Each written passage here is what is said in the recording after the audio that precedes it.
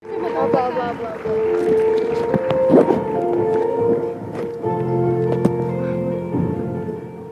be seated.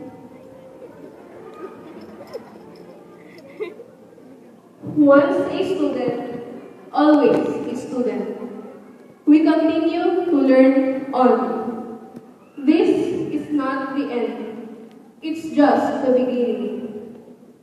Our journey is like the current in a stream. It goes on and on and on. It is like a white light when it strikes the prism. Different colors are scattered. Same white togas, different colorful life paths lie ahead.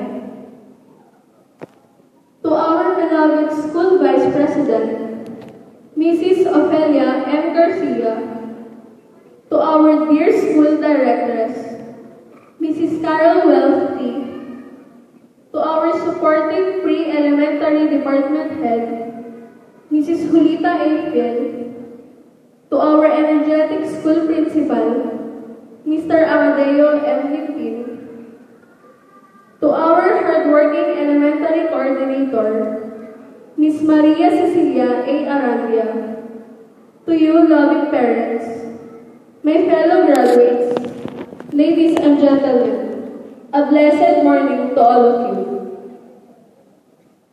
Having this kind of farewell is a benefit for us, students and the like. We are heading to another level of our lives. Keep in mind that we achieved who we are now through the ones who are around us. Besides the people around us, the challenges we face come to mind. The same challenges which complement us and those which degrade us.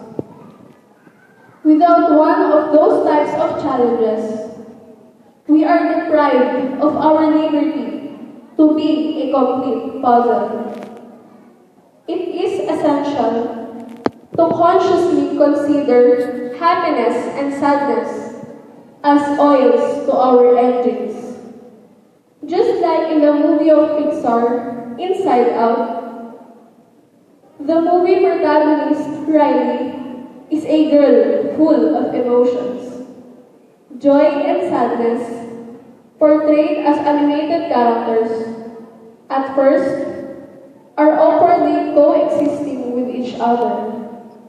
With joy, ego-driven to fulfill Riley full of happiness, and with sadness, barely compliant with happiness, a rift is born.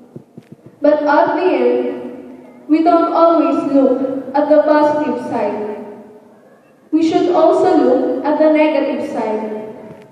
Since sadness ought to represent negativity, she actually is the hero of the story. This is apparent because with sadness, we deeply unearth the true meaning of happiness. We tend to converge ourselves emotionally with the ones we love. It makes us better. Just like in the trials we face, mistakes actually propel us to be better. Remember, there will be always a triumph in defeat. As life goes on, we will eventually become the stewards of the world. We are the seed that will grow steadfast to become the plant. A plant which will help many people, including ourselves. So as early as now, nurturing our minds efficiently is a must in order for us to contain situations effectively as we grow. Does it ring like a bell? Of course, it does. Education is our primary goal, as we are students capable of learning more. Instilling our effort with the ones we love is a a boon. As one of the students, I want us to thank the faculty staff and our families for the relentless support. Let us give them a round of applause.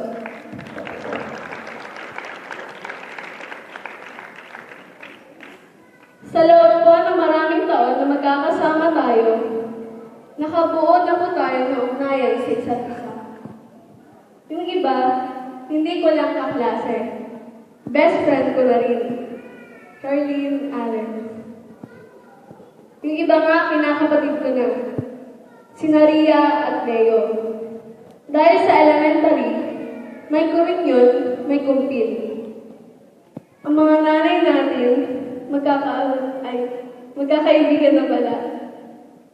Kaya malalim na po ang naging relasyon natin sa isa't isa. Yung mga teachers natin, friend na natin sa Facebook. Pa-chat pa nga natin. Pagkatapos itong graduation, i-unfriend ko na po kayo. Joke lang po. Mula po sa aming batch 2016-2017, kami po ay nagpapasalamat sa mga naging guro namin. Sa walang sawa ninyong pagtuturo at pag-aalaga sa amin. Gusto ko rin pong pasalamatan si Ma'am Mais kahit hindi po siya naging subject teacher ko. Palagi po kasi siyang nakaalalay sa amin sa tuwing kami po ay may laban sa labas ng school. Gusto ko rin pong pasalamatan si Ma'am Sharon sa pagtuturo po ninyo sa amin ng voice lesson. Feeling ko po kasi mag-boses na tayo eh. Wala lang po ako sa practice. Joke lang po.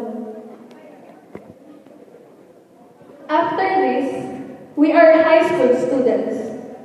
More room for improvement. More air for breathing. And more opportunities up for grabs. We should not think twice to get our heads off and immerse ourselves to change. It is a given that we are young, and that being young is a huge surplus of potential. With that being said, let us not waste it. Our journey is on our own hands. We are the driver that steers the wheel to which direction we intend to go. This speech is not about me, but it is directed to all of us. Making our parents proud is our responsibility. Studying hard is what makes us value our life even more. So let us take advantage in the initiation of this chapter of our lives and always aim for excellence. Thank you everyone for the time and God bless.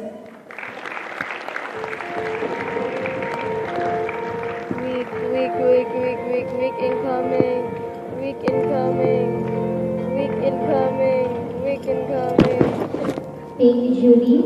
And now, may I call Miss Maria Cecilia A. Aranda to introduce our commencement speaker.